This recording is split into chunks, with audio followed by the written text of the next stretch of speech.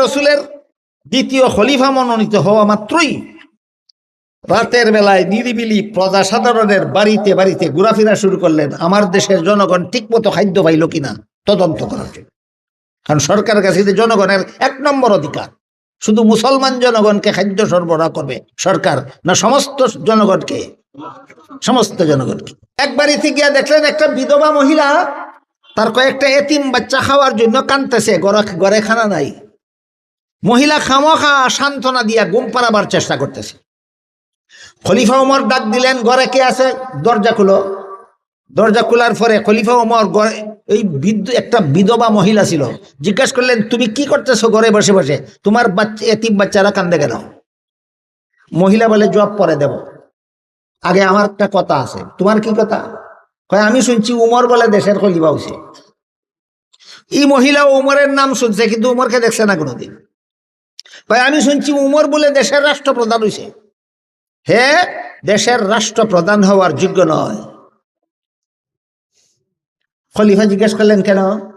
রাষ্ট্রপ্রধানের দায়িত্ব হইল রাতের বেলায় কে খাইয়া ঘুমাইলো আর কে না খাইয়া ঘুমাইলো খবর নেওয়া।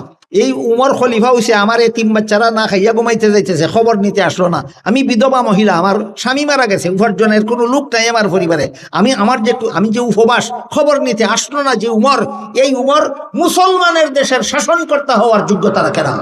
খলিফা উমর বিধবার মুখে এই কথা শুনিয়া গোলাম রে লইয়া সরকারি খাদ্য গুদামে ঢুকলেন। গোলাম রে কইলেন 8 বস্তা আমার গাড়ি উঠাই দাও। গোলামে কয় হুজুর আমার মতো গোলাম আপনার সাথে থাকা অবস্থায় 8 বস্তা প্রেসিডেন্টের গাড়ি উঠাই দেব? প্রেসিডেন্টে কয় এই গোলাম, হাসরের মাঠে আল্লাহ যখন জিজ্ঞেস করবেন খলিফা উমর যেই দেশের প্রেসিডেন্ট ছিল ওই দেশের একটাই বিধবা মহিলা আর তার কয়েকটা এতিম বাচ্চা না খাইয়া ঘুমাইছিল কেন, জবাব তুই দিবি? গোলাম কয় না হুজুর, এই প্রশ্নের জবাব তো আমি দিতে পারবো না।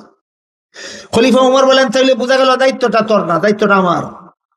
আমার দায়িত্ব আমাকে পালন করতে দে, 8 বস্তা আমার গাড়ি উঠাই দে।